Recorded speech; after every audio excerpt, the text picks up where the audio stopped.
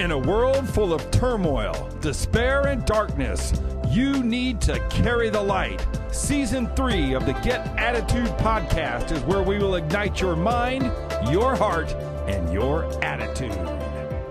And welcome to the Get Attitude podcast, the GAP. My name is Glenn Bill, host of the Gap.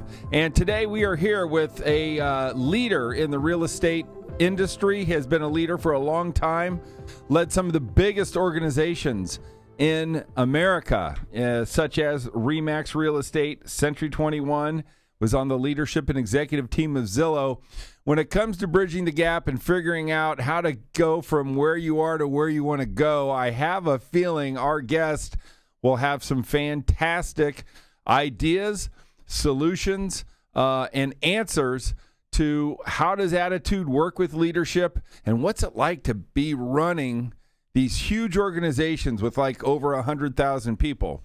So without further ado, I want to welcome Mr. Nick Bailey to the Get Attitude podcast. Welcome, Nick. Thanks, Glenn. Thanks for the introduction. You said I've done this a long time. We start out with you calling me old. Right. Just a little old. You're not that old. Now, for those of you, Good recovery. For those of you watching on Spotify, if you look at Nick, he does not look old. That is correct. But you've been around a little bit, haven't you, Nick? Yeah, I have. You know, professionally, let's say within the real estate industry, I think it's 28 years. Nice. Almost as long as me. That makes me really old. Well, you said it, I didn't. So congratulations. Nick, we always like to open up our podcast and ask people what their definition of attitude is. I think it's the one you decide that you present with. Okay, and so when you talk about deciding what you present with, obviously that means that we have a choice, right? Either positive or negative. Where do you think you derived your attitude, or who was your first attitude coach? You know, I believe heavily in coaching. And it's interesting you mentioned this, because as my path has grown over decades, and I've had the honor to serve as you mentioned, CEO of a couple of the largest global real estate brands. In the process, I've had a lot of coaching. I have a personal coach and a professional coach. And I think what's interesting, I'll get back kind of to your question, but Sure. This leads into it. I've never had an attitude coach specifically, but I would say that my personal coach, my professional coach, as I have grown, I actually got into coaching the more my leadership positions grew. And I think most people do it the opposite. They get coached when they're young, and then all of a sudden you become a CEO, and now you are the coach and you don't need coaching anymore. I think it's the opposite. I think the higher you go in your leadership roles, the more coaching you need. And I think that I've never thought of it this way until you mentioned it, but that's probably been key to help me keep what I'd say is a pretty good attitude along the path. I like it. And so when you think about whether you're a business coach, or did you say a life coach? Is that what you said? Yeah. Yes. What would hey, give us the goods. What are the like two mantras that consistently run through your mind from those coaches who helped you along the way? Are there two or three mantras that you live by, or that you go, hey, when I heard that, this changed my attitude and it may have changed my life? Yeah, I'll give you one example on the personal side. My life coach said that people in your life, whether it be personally or professional, really resemble a space shuttle. That when you make a decision of where you're going to go, you have to realize that no matter what stage of life you're in, the people that are with you and around you, friends, family, colleagues, they may not be prepared to go where you're headed. And it's similar to the rocket boosters on a space shuttle. You launch and you're all together, but if you're the space shuttle and you're going to a direction that you want to go, you're going to have to let some people in your lives possibly fall off if they're not prepared to go where you go. And that was really important, because I think we stay, it's going to make me sound heartless, but you know, I think we stay close to certain maybe family or friends when it's not let them go, push them out of your life, because I'm a long-term relationship guy. But when you think about your goals and your attitude and where you're headed, some people are prepared to go with you part way and some are prepared to go with you all the way. And that was probably a really significant time for me several years ago to realize it's okay that not everybody has to go on your journey with you. Right. And so when you think about, or when I think about leading an organization of 100,000 people, my guess is like when you were a kid, you weren't thinking, hey, this is probably what I'm going to do. I mean, no, it was. You knew it. I did. That's good. And so that is somewhat of an attitude. I knew it. I'm dedicated to this. What do you think was the impetus to that? What put that burning desire in your gut or in your heart that made you feel like that? Was there some person that helped you with shape that attitude, or was it innate? So I have to go back and think that I've always just been curious by nature. And here's a dumb example. When my parents would buy a new car, I'd be 7, 8 years old. I would read the entire manual front to back and then sleep in it the first night that they owned it. And all of a sudden, I didn't realize that was years in the making of becoming tech support for my parents. Right. But I'm just naturally curious. So I think that there's a nature component that's curiosity, but I also came from a very hardworking entrepreneurial family. And my family had small businesses. My dad worked in the corporate world for a while, none of which were in real estate, ironically, but I loved real estate as a kid. And what I didn't realize is what started as an architectural interest. By the way, the little super lock boxes with the dial. Yeah. I could break into any vacant house. Those things were so easy. Now I was a good kid. And I think as old as I am, I can't be charged for this breaking and entering trespassing thing anymore. You can't anyway, but I used to love to go. Board. I used to love to go look at houses, and I would self-tour at 10 years old. Oh my gosh. And what I didn't realize is this was setting me up for a career that my real estate career was not going to be based on architecture or houses, which still fascinate me, but it was more around people.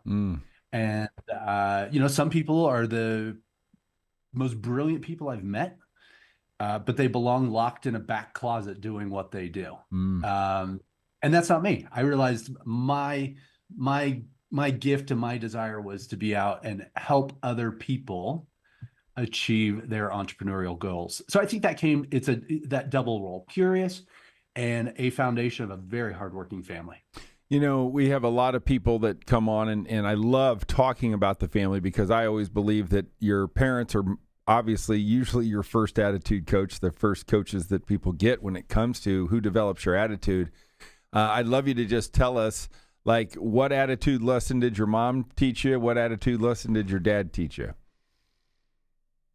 Wow. You should have sent me these questions ahead of time. No, man, you're good. Come on, Nick. You got so much talent. You got more talent in your pinky than most people have in their real estate office. Let's go. You know what it is. Okay, best attitude lesson from both? Yeah, or just the best lesson. When you think about your dad, what did he instill in you and your mother? So there's one thing, and my dad was very quiet, and so he didn't say much. He was like this unspoken guy sitting in the corner, and I did take away from him, you don't have to be the first one in the room to talk. Great advice. Now, at the time, I didn't translate that when I was young because I was the one, I jump in, I'm a leader, let's go, I'll be the first to answer something.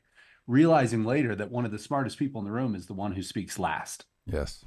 So that was probably a unconscious learning. But then there was one he gave me, and I think that this can translate across many things. I had a business when I was in my teens, and my parents had small businesses, and of course I wanted to go to college, and my mom went to a trade school. She was a cosmetologist. She owned her own school and salon, so that was translated into that. But there was this debate between my parents that should I go to college or should I keep working on these businesses that I was building? And this debate kept going on and on.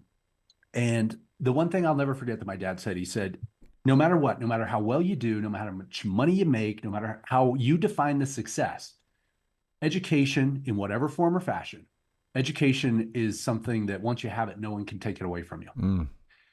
And so that was probably an attitude lesson. Sure. It doesn't mean college. It doesn't mean, it's whatever education you're getting in your life. keep learning something, because the more you learn, it's the most powerful thing that people can't take away. And then I think from my mom's side, this kind of do anything attitude. Here was someone that was kind of in the beauty business, and she could dress up, look like $1 million, and nails and hair done and all of that. But she was also the person that could be in sweats, scrubbing a floor, or nailing 2x4s together. So I think that attitude of whether you own the company or work at the company, you're willing to do whatever it takes to make it work. And so I think that in attitude is, I see people they get successful and they get pretty snobby. And all of a sudden it's, these things are too good for me. Mm. And so I would say that attitude is, I mow my own lawn. I clean my own house to this day. People usually don't believe me when I say that, but it's true. So I'd say those two things. Long answer. And I think, didn't you just move? I did. Are you stalking me? How do you know that? No, I just saw it on Facebook. You were like getting a new home or something. So yeah, we moved in just over a year ago. Spent 3.5 years building this thing. Oh, And I do it again in a heartbeat. Like, it was so fun. The detail of, I placed every outlet, every switch, like down to every minute detail. It was absolutely fun. One of our favorite questions, and I know we talked about Mom and Dad Bailey, and those are great. It's great advice. It's simple advice. It's advice that everybody should know. But if you're an entrepreneur out there listening, these are solid facts about how to get from where you are to where you want to go. I always believe greatness can skip a generation, and one of my favorite things to ask is about our guest grandparents. And I'm just wondering, we all have 4 grandparents. Was there one grandparent that was specifically really close to you that had a super impact? We'd love to know their name and that story, because sometimes I think the greatest stories involve, our elderly population, people over 80, over 90. And I just love to dig in and get a little of that from you. Yeah, it's funny you mentioned that, because you do stalk me a lot, I guess. My grandmother, her name was Ruth Cooley, and that was my mom's mother.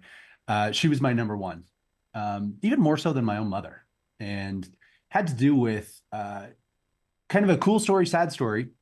But my grandparents, right after I was born, they raised me my first year, because my father at 33, 34 was diagnosed with Hodgkin's. Young man, first health issue. And this is a testament to the change in companies. Now, picture this. He works for a private oil company at the time on the corporate side. He's young, second child. This happens. The company kept paying him a full paycheck, sent him to Stanford, which at the time was the #1 rated treatment center. The gentleman that invented radiation was the physician that worked on my father. Wow. The company paid him for a year and rented my mother an apartment near the hospital so she could be close. Mm. And so, what company today would do something like that? And he was young. It's not like he had been there for 28 years. So as a result, I was very close with my grandmother up until her death a few years ago. She was absolutely my number one. Hilarious. And what was the lesson she taught you, or what was her attitude? She had one of the best attitudes in the world, and the number one thing I learned from her was no judgment. Good. She was just a no judgment person, and especially for her generation, there was a lot of room for judgment against people that were different and lived in a small town. So there was an opportunity for, which I saw with a lot of their friends, of bigotry and racism, and she just didn't have it. Yeah. She didn't have it. And so that was pretty cool how she could just meet or treat everyone the same. Yeah, that's cool. So, and again, I ask this question all the time. I didn't stalk you, but usually people that ascend have a link to a grandparent, and those stories are always so cool and eye-opening. Did you ever end up going to college or not? I did. And you graduated? I did. Yep. I went to Montana State, graduated with a degree in business administration, but I had businesses and I was selling real estate at the time. And so, and ironically at the time, I'd grown up in Colorado. I live here in Denver. But at the time I was in Northern Wyoming. And so to kind of give you an idea, people say, oh, I came from a hardworking family. Many do. I lived in Wyoming and I went to Montana State. So 3 days a week, I drove 200 miles to class. And my first class was at 7:15 in the morning. Oh my And then God. I had to be home for my business by 3 in the afternoon. Mm. And I tell people, yeah, I drove it 4 years or 5.5 years. It was a little longer because I couldn't take a full slot. Uh, and so I listened. Even my oldest son started going to college, and he had to drive 32 miles. And I said, "That's easy, dude." Yeah. So it was a lot of discipline, but it's because I wanted it. I wanted it. I wanted to work. I am more of a toddler today than I was then. I was the most grown-up 18-year-old you'd ever meet. I read textbooks on my steering wheel, not advised. Right. And I only fell asleep once and ran off the road. And then one other time was in snow and I broke a strut. So not bad odds. Right. And I was going to ask you, if you're reading, I was just wondering, like, were you listening to old cassettes, like some old Tom Hopkins cassettes, or were you listening to music? Tell me what you were doing for 5 years, 400 miles a day, right? 200 there, 200 back. That's 6 hours in the car. 200 round trip. Oh, okay. It's like 215 round trip. Yeah. That's still 3 hours a day in the car. Did you make that the automobile university, or were you rocking out on the road there? It was music, all music based, and you bet cassettes. Cassettes, right? Not 8-tracks. No. Too young for 8-tracks. No. But I did have that cool little cassette with the string that hooked into the CD player. Yeah. That was kind of cool. Who was your artist of choice, Nick? Oh gosh, that's one thing. I'm a big music guy. Okay. That's how my wife and I met. We started dating in 8th grade because we were in jazz band together. Awesome. So we've been together a long time. And so I would say I'm not a metalhead. I don't like heavy metal, and I'll do a little bit of rap. But if you had to give me my number one today, I love country music. Yeah, that's awesome. That's so cool. I met my wife in 6th grade, so we have that in common.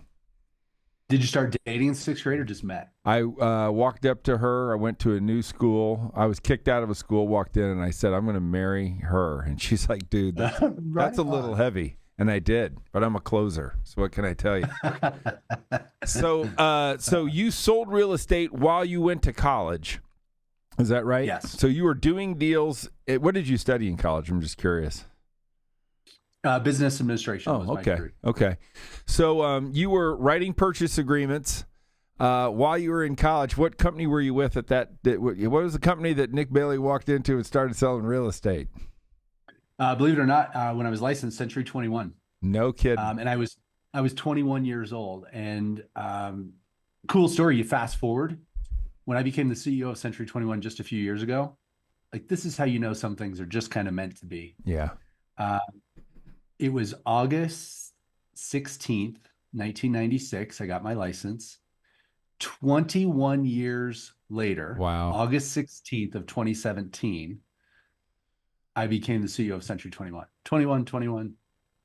That's great. But I was only there 90 days. And then the number one broker out of that office and the number one broker in the area, her and I opened a new company together. And I had no idea what I was doing, but I thought, sure, let's do it. Well, we have that. I walked into a Century 21 office. No one would hire me in our market except a Century 21 office that was in an old steak and ale converted to a real estate office. God love them. And off my real estate career went. So did you open an independent or did you buy a franchise? So we were independent, and the individual that we opened this office together, she'd been with a brand, the C21 brand, for 10 years. And so we realized very quickly, and I tell everyone, it's when I became a brand fan in the industry, is because all of a sudden we were creating all of our own marketing materials, our folders, our display kits, right. Everything was from scratch. And we weren't focusing on the right things to build the business, which is get agents in the door and sell houses. Yeah. And instead it was building spreadsheets and marketing materials and business cards. And so we actually did affiliate with a brand about 12 months after we opened. Cool. So in that early stage in your career, who was it that affected your attitude in business or to get you doing what you did? Who was the biggest impact on you? Maybe let's call it your first 5 years in real estate. First 5 years in real estate, I don't know if I have a single person that I just would jump to and say, this is the person. But I will tell you what led to leadership beyond that 5 years is the process of going through opening a real estate company and then branding it. Of course, we had franchise sales staff come in once we affiliated, then we had franchise development staff. And I thought, this is really interesting because I knew I wasn't going to sell real estate for my entire career. I knew I wasn't going to own a real estate office for my entire career.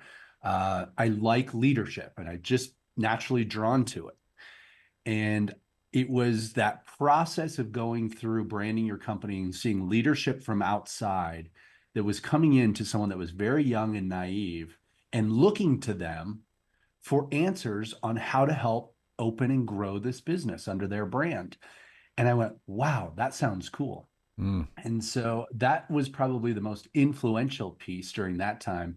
That then after I got married, Hannah and I wanted to come back to Denver, and she came back from a big city, graduated from college, and it's what led me into the franchise side. And the rest is history. Yeah, that's and so what were you at first? Zillow, Remax, or Century 21? Okay, so we mentioned I was C21 as an agent. Yep. Spent 5 years in the brokerage side. Went to Remax headquarters, working in their the franchise operations side across the U.S. Spent 11 and a half years there. Wow. Went to Market Leader. Market Leader is a SaaS-based lead technology company for the real estate space. After being there for a very short time, Trulia announced they were acquiring Market Leader for their CRM and lead capabilities. And then after we closed that deal, Zillow came around and acquired Trulia. So between that Market Leader, Trulia, Zillow, it was probably the coolest 5 years of my life. 3 public companies, and all we did is acquisition, integration. Most people think that was chaos. I was fortunate enough, I got to lead the industry side and these tech portal sides. And the two didn't speak the same language. And so it was fun to build out a team that I got to lead, a team that were the interpreters between these really wicked smart tech people that couldn't relate to these real estate people. And we had to connect the dots to make it all work. And it was really fun, really fun. And who would you say was had the most impact, or who taught you the most about leadership? You know, you're in the middle of all the chaos. Was there one or two people that stood out and you kind of pointed and said, man, somebody I could emulate, somebody I could look up to, somebody I could learn from? Who were one or two of those folks? Well, that's an easy one. His name is Jess Jesperson. He's the retired CEO of Remax. And when I came into Remax headquarters, I was 26. Within a year, he became my mentor. And that's been 22, 23 years ago. And he still is today. Cool. And a very, very dear friend. But he wasn't the crazy, like charismatic front guy, kind of like I am. We're very different in so many ways, but we were so much the same in other ways. Like, for example, do you know how people would play tricks on him? They'd go into his desk and they would reorder his highlighters by color, and he'd blow his mind. It would drive him crazy. And we had that in common. If you could see where I'm sitting and my drawers, and everything is very organized. Yes, it is. And he was so instrumental in bringing forward to me things that I was too close to myself and didn't see. And I'll never forget, I'll tell you a quick story. About 6 months in, and there were a number of people that did the same job at the company that I did at the time. And he said, Nick, I chose you to mentor you because I just saw something that I think there's some potential there. And I said, I appreciate that. But he said, I'll tell you, we've worked together now 6 months. And quite honestly, I don't know if I could really articulate if you're any better or any different than the other 8 colleagues that have the same job as you. Now, I'm telling you, you talk about, it was this type of thing. Yeah. And I walked out of there and I thought, okay, am I not waving my flag loud enough? Because I knew I was working harder than some of my colleagues. I knew I was smarter than some of my other colleagues, and some of my other colleagues could run circles around me. I mean, there was a mix, but I was definitely willing to outwork them. And it took me months to figure out I was doing the job well, and I didn't need to wave my flag. Look at what Nick's doing. It was, which he finally got me to months later, is I needed to become the go-to resource. Right. When someone has a question, be top of mind, Mm-hmm. whether it's someone experienced in the company or not. Gosh, I have a question about this. Go ask Nick about it. He might know. And so that was a defining moment for me, is when he told me, position yourself in leadership to be the go-to resource. Yep. And that will then be what changes your career path. And he was right on the money. And that's true in sales too, really. I mean, when you think about the hundreds of thousands of real estate agents, and as I go out and talk to them, if you're the ultimate resource for your customers, like, if they need a roof, if they need and all they think about is call Glenn, call Glenn, call Glenn. That's the key, man. That's the key to success, no matter what you're doing. I love. So what great advice as a 27-year-old. That was invaluable. Yeah, that's so cool. So I don't know, you probably can't see this or whatever, but we have the 10 attitude boosters that are from my book. And number 5 is have a mentor and copy him or her. And so I love the fact that you brought up mentorship, and we don't talk about mentorship a lot. Love the story, but give me your perspective on how to be a good mentor, how to be a good mentee, and overall, what the people listening to us today. Let's face it, 9 out of 10 people don't have a mentor. Probably 99 out of 100 don't. Why get a mentor? How is it good? How's it, how do you be a good mentor? What are the rules?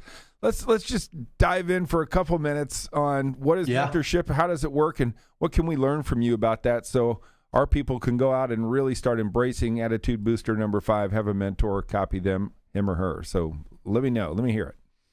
I love number 5. And I think mentorship does turn into what I mentioned earlier, which is coaching. You can blend them together.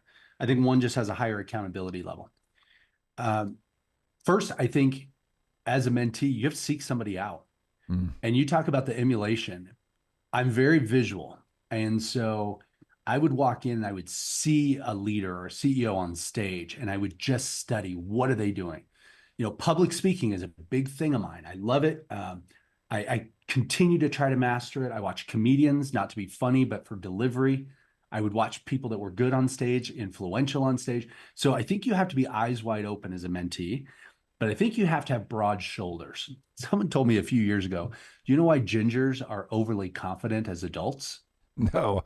Because we were picked on so much as kids. We have built this iron shield around us that you cannot harm us as adults. Hilarious. And so, I think that translates to being a good mentee. People really don't like criticism, whether we use the word constructive in front of it or not. And I think you've got to have broad shoulders. You can't get your feelings hurt. And if you really want to get better, and you have to let someone help you get better. Now, I'm a focus on your strengths, not fix your weaknesses guy, but you got to do both. You've got to know where your sand traps are that you're going to sink into. And that's what I think a mentor did for me. So I think being a good mentee is broad shoulders and seek it out. Don't wait for your company to promote you. Don't wait for your boss to teach you. Because I've had a lot of supervisors that absolutely, I learn more what not to do from them than what to do. Right. So I think people also sit around and wait for someone to make them grow, make them better. You have to do it yourself. Go seek it out. Now, over the years, I've become a mentor to many people. And I got lucky in a lot of cases, and I was at the right time at the right place, but I also got to do things at a much younger age than a lot of people have gotten to do. Yeah. And as a result, it has attracted a very young group of people that say, how'd you become a CEO at 40? What can I learn from you? And as a mentor now, it's not teaching them what I did. It's asking them questions on what they need. Right. Ooh, that's good. And sometimes as a mentor, I say, I don't know. Right. What do you think? And so I think when it's coach or mentee, mentor, neither one of you have all the right answers. But I heard something from Simon Sinek. I was speaking last week, and I shared something. He said he had a colleague that reached out and said, "Can we have lunch?" And he didn't get back in a timely fashion, and didn't realize. And she followed up with him, and they were great friends. And said, why didn't you reach back out? I was in a really dark place. I was having a really hard time. He said, well, your message about let's get together or have lunch wasn't any different than any other time. And he followed a study that said, when you're having a tough day, a bad week, or something in your life is difficult, you need 8 minutes with someone. And it's not 8 minutes to fix it. It's not 8 minutes to figure it all out. But this study showed that the average time that people can get together when you're having a tough time, 8 minutes can reset your outlook. And so they had a code between them that now the text wasn't, do you want to have coffee or lunch? It's, I need 8 minutes. Nice. I like that. And I think that's really powerful in a mentor-mentee type of scenario, is we all need 8 minutes. Yeah. It's just going to be, are you willing to ask for it? All right, we're with Nick Bailey with T360. We're going to talk about that, and we don't get 8 minutes. We get about 42 minutes, so we get 8 times 6. I think that's the right math. No, is that right? Yeah, 42. That's 48, but you're That's close. 48. Okay. Yeah, there you go. Catholic school education. How about that? So you were 40-year-old. You were a CEO at 40. And what company were you the CEO of at 40 was? Because I was like, man, this dude is getting it done. That was Century 21. I got recruited to come on board and be president and CEO of that organization. 128,000 people in 80 countries. And like what a cool opportunity. My path has never been, as a kid, I always knew I wanted to lead a large real estate brand. I didn't know what that meant. That could have meant 25 people in one location or 150,000 in 110 countries. So that's why I say I knew that path. I just didn't know how I was going to get there. I kind of let that just happen. And being in that position with 3 different entities, were you the CEO of Zillow too? No. Or were you? No. Okay. I was in their executive group, and I led the industry segment, Gotcha. but I was not in their C-suite. No. I got you. Regardless, intense, lots of work, lots of travel, lots of time, long days. Tell me about like the worst day you've had in your career professionally, where you felt like you were broken and you mustered the attitude to come back. I'd love to hear that story, because I'm, as great as this all sounds, I got to imagine you've had a couple not good days. Yeah, I'll tell you both, and I hope I don't get choked up with either. One of them is a leadership lesson. One is a personal lesson. Can I share both? Of course. Quick story. It was the downturn in real estate. Some of the most successful people with large operations were suffering. And I got a call from a gentleman that said, my accounts have been frozen. I'm going to have to tell all of my agents, multiple locations, hundreds and hundreds and hundreds of agents. I'm telling them tomorrow at 9 a.m., we're out of business. We're closing the doors. And I was leading regional operations for a company at the time. And I said, hey, you know what? I think there's a better way. You don't have to just lock the door. We'll help you. My number one colleague, myself, will be on a plane this afternoon. We'll get there tomorrow morning, because independent real estate agents, we need to help them too. You can't lock the door on them. You may be locking your door, but don't lock the door on all of them. Let's help get them so they can have some continuation in their business. He said, okay. So I was the last person that spoke to him. Plane landed, turned it back on. He had gone out between the air conditioning units and committed suicide. Oh, my mercy. Wow. His wife didn't know. She had dropped off a salad minutes before and left it on his desk. And I had to stand up the next day, office by office by office, and tell his entire company of hundreds of people that he was gone. Wow. One of the toughest leadership days, because in a moment like that, people are looking for strength. They want strength, direction. What do we do? All of his staff, like, what do we do? And so that was professionally the hardest day of my career. Wow. That's a hard day. Unbelievable story. Yeah. Just incredible. And this guy was known. He was like the president of his church campus. Like, when I say campus, thousands of people. He was the guy that always had it together. And so, it was such a surprise. So that was a tough day. And then when I left C21, I was... Let me ask you, did you find a lesson? Did you learn something Did something click on that? I mean, I know it's on the spot, but when you reflect on No, I did learn that I probably could have, in that last phone call with him, maybe asked a few questions a different way, because I didn't pick up, and I don't know if there were signals that I knew it was humiliating. I know that's tough on your ego and your business, but I didn't go deep enough on, okay, we've got all the business things. We're doing this. We're doing this. We're going to do this. We're going to do contracts here. We're not going to litigate this. Like, I had it all under control. Wow. Like, we had a plan. But I didn't stop for a minute and say, by the way, Tim, this has to be tough. How are you doing? Yeah. Right. Now, I went to his service, and I'll tell you, the pastor that was doing the service did something wonderful for 2,000 people that were in the audience and said, let's talk about the elephant in the room. Not one person in here could have changed this. You couldn't have said, I should have called him. I just saw him last week. Maybe I should have reached out. I haven't seen him. You've got to let go of, every one of you is sitting in here saying, maybe I could have done something to avoid this.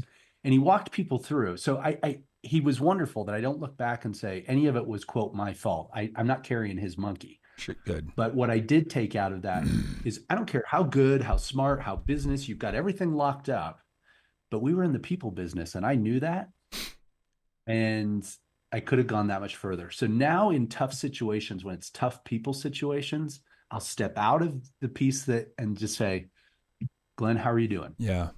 And not to plug, and I can't tell you how much I appreciate, killer story, wonderful story. We did two podcasts on suicide during Suicide Prevention Month. Get Attitude podcast, Mark Hennick, and that one won a national award for that pod. So if you are somebody out there that's struggling and this came up and it hit you, or you know somebody, or if you're like Nick going, what can I do? Mark in that podcast walked through the mindset of a suicidal person, which he was. He was saved by a stranger ready to jump off of a bridge. But to get inside the mind of somebody and we did it on the pod. I mean, it was unreal. And it's just a great resource. So if what Nick just told you hit you, check out Mark Hennick on the Get Attitude podcast. It will open your eyes and hopefully help you maybe someday save somebody that feels that way. So, and Glenn, I'll say that's all the college, all the education, 25 years of experience. None of that prepared me for that. Yeah, I can't imagine. But leadership is you got to rise to it. Mm-hmm. And that's what you have to do. I compliment you for having that podcast and openly discussing it, because there's always someone out there that if you hear something from the right person at the right minute, it can make all the difference in your life. Yeah. Yeah. Sometimes we don't know the power of what we say in passing, I mean, and I'm sure you've done it where people go, God, Nick, when you said that, I can't tell you what it meant to you. And you go, I don't even remember saying it. Right. So, it is. Keep on going. Now, I think we had a slightly more upbeat, positive, personal lesson that you were going to share with us. The second story. Yeah. So, I mentioned my wife. I have two boys. They're now 20 and 15. At the time I was at Century 21 at their headquarters. I lived in Denver. They're based in New Jersey. I was commuting. We didn't relocate.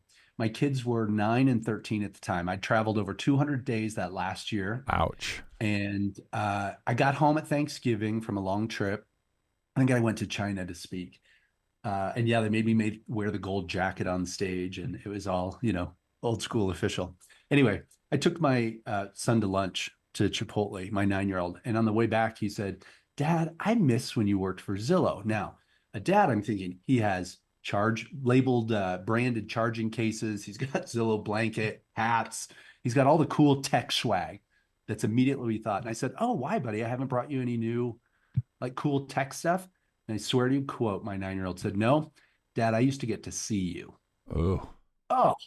And this was the first time. I always had plans in my life. This was the first time in my life I didn't have a plan B. I walk in the house, tears rolling down my face. My wife looks at me and she said, oh my gosh, what happened? Did you get a car accident? I mean, what is wrong? And I told her, and after Thanksgiving, I flew out that Monday and I resigned. Awesome. And there wasn't enough title. There wasn't enough pay. that I only had one chance to screw up my kids, and I was going to make sure I was a little closer to home to do it. Right. And so that was an attitude moment in my life that I went, I never missed a baseball game. I never missed a concert. I changed flights to be home. And I thought that was making me the award-winning dad with the right attitude. What I didn't realize is what they weren't telling me until he mentioned that. And I went, you know what? I may have just put a couple of things in my priorities, just got out of whack a tiny bit.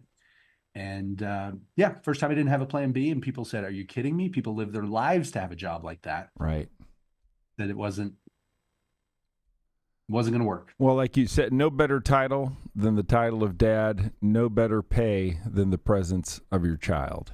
So what a great... And I got to go on to be CEO of another company, and I still traveled, which is fine, but I got to be better at both. Yeah. Instead of only good at one. Well, I think I was at Century 21 when you were the CEO, if I remember correctly. So I remember when you resigned. So powerful stories. Nick Bailey, you're killing it. You're giving us lots of great things to think about, great antidotes. But now it's time to wrap it up. I can't believe we've been on for 50 minutes, but we got to do Knowledge Through the Decades with you. Do you know what Knowledge Through the Decades is? I don't. Okay, so Knowledge Through the Decades is how I close every show. We walk you through your life and ask you about the attitude lesson for each time you turned into a new decade. And so this is just, there's no wrong answer. Just speak from your heart, and let's have some fun and walk through Nick Bailey's attitude adventure. Now, we always start with the day you were born. I'm certain you don't remember the day you were born, but maybe when your kids were born, you do remember it. But what is the attitude lesson of new birth or being born or being reborn, in your opinion? What is there to learn? Attention. Pay attention. And let's just dive into that a little bit. When you say pay attention, what does that mean? Why did you say that? I think when you look at, small child, and I've had two, that you have to be prepared or anticipate the unexpected needs and deliver upon them before they even know they need it. That to me is like the complex answer of pay attention. I like it. How many things do you need to pay attention to with your children to make sure that their wants and needs are met, even before they know they need it? And that's the job as provider. And so you got to pay attention. And that's the job of a leader, really, when it's all said and done at a different level. All right, so now little redhead Nick's 10 years old. He's in 4th grade. Do you remember being 10? Do you remember your teacher? And was there a time during that year that you said, oh, I think I just learned a lesson? Tell us what it was like being 10 years old in Colorado. The attitude lesson. Yeah, so Miss Nyberg was my teacher. She was a fellow ginger, and she taught us how to write a check. Oh. And my attitude was, I like being able to write checks. I love That's an honest, true story. I remember what the checkbook looked like, and we did practice checks. I love it. And for some reason, that's when I became kind of not a money person, but the formula of business and revenue and money in, money out started to take place. And I bought my own trampoline that year so that my parents had made me save up for it, and I had to buy it myself. And I had the coolest backyard of any kid in the neighborhood for the summers. And how did you raise it? Were you a grass cutter, or what'd you do? Paper route? What was going on? Absolutely. I mowed lawns, and I had a car detailing business in high school. Wow. Okay. There's a lot of things there that we've left out on my young career. Cool. But yeah, anything I could do to work I babysat kids. Yeah, that's good. Because it was always hard. I had family members that they had boys, and at the time it was hard to find a male babysitter that would go and play football in the backyard with the kids. And so I had no problem finding babysitting jobs, especially for little rowdy young boys that just wanted to play basketball and football. I did a lot of babysitting. My rate was $1 per hour. No matter the number of kids, it was $1 an hour. That's what my uncles and my aunts paid me. See, at least you had a rate. See, I learned a valuable lesson that you just right now made me figure out on the spot. I just let them pay me what they paid me. Oh, there you Sometimes go. it was a lot, and other times it was not good. So Yeah. I should have set a standard, and I didn't. Let's talk about Nick turning 20. Do you remember turning 20? I'm guessing you were in college. And what was your attitude lesson at 20? Attitude lesson was at the time. That's what I owned my own business. Wow. I purchased 2 commercial retail buildings when I was 17. Oh, my God. In the community where we lived. And so I was a landlord for one, and I had a business in the other, and it wasn't real estate. It was kind of more in the entertainment business side. And so when I was 20, I was going to real estate school. I was operating a business. I was a landlord, going to college, obviously. And then I had worked in a restaurant for 9 years on the weekends in a high-end steakhouse. And so my attitude was busy was better.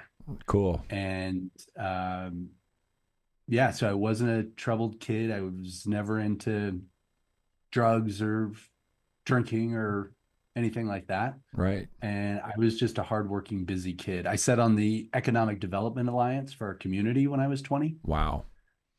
And and I had bought my first house when I was 18. So I was a homeowner, a landlord, a college student, in school for real estate, and serving steaks on the weekends. So busy was better. And so Gappers, the lesson is, look at, Nick's had a lot of success. He's done a lot of great things, right? And you may be sitting here going, God, I didn't do that. I didn't do that. Well, the point is age doesn't matter. You're never too old. You're never too old to start. And if he could do this at 18, you know what? You could do it at 52 if that's how old you are listening. So, Nick, certainly cool that you showed the path. It doesn't matter when you start, right? And you started early, and I have that in common with you. So have we done 30 yet? We haven't done 30 yet. Tell us, do you remember turning 30? What was going on in your life in the attitude lesson when you turned 30? Everyone wants to stay young. 30 was wonderful to me because, now I've been in real estate 9 years. Now I was at this corporate place that I was younger than most people. And I used to always get the question, how old are you? Because I looked young. And it didn't matter if I was 21 or 29. If it started with the word 20, I got a reaction on the other side. Mm-hmm. When I became 30, my attitude was, I am now grown up enough that I've grown into the career that I have at a young 30. And I would just say, I'm in my 30s. And they didn't know if I was 31 or 39. And That's my great. credibility from 29 to 30 went like this. Right. And so I gained an extreme amount of confidence at 30 because I kind of knew my place and I wasn't getting questioned on how old I was. Yeah, cool. Great story.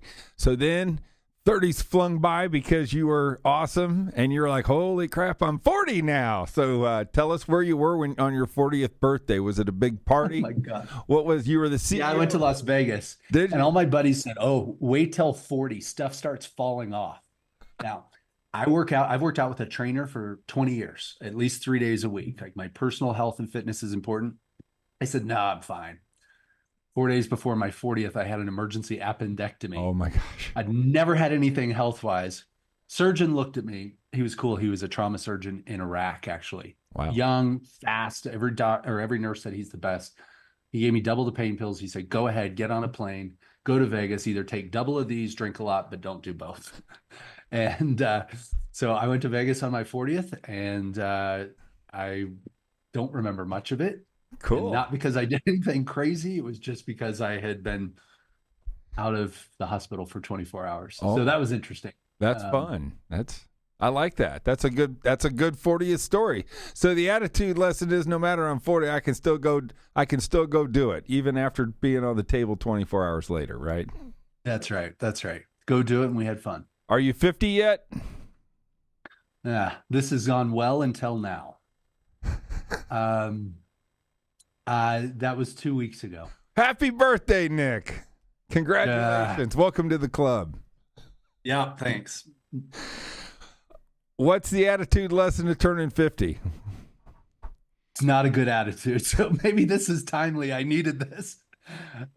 We'll get you Because straight, remember baby. 30s, I like saying I was in my 30s. I was okay saying I was in my 40s because then when I was 49, if I was in my 40s, I could have been 41. Yeah, There's nothing good about saying I'm in my 50s. Um, I love it. Except I read an article a few years ago that said 50 is terrific because, by the way, if you've done it right, now you can drink the wine that you want, take the trips that you want, and all of those are better things than what you could do in your 30s. And so there's probably a little bit of truth to that. But it's only 2 weeks young on this 5-0 thing. So I'll have to get back to you. Okay, well, my guess is you'll grow into it, you'll figure it out, and you will thrive. There's no doubt about that. You've just accepted a new position at T360, and they're an awesome company, a leadership positioning company. It's the #1 education company. I've been to the T360 Summit, and just give us a little thought on the new role at T360, what you're going to do and why it excites you.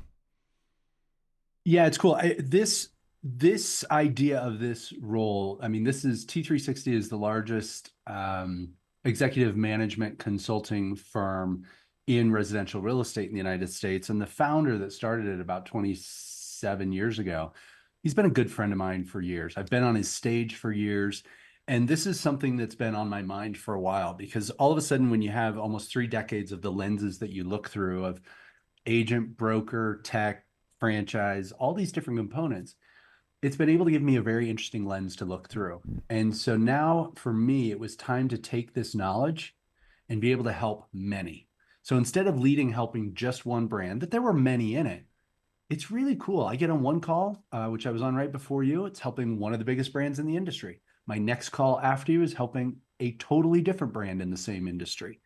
And so now what it is it's about helping people really get close to their business and help them no matter what it is. And it's cool. They're competitors, and we're not helping them try to figure out how to take the other one out.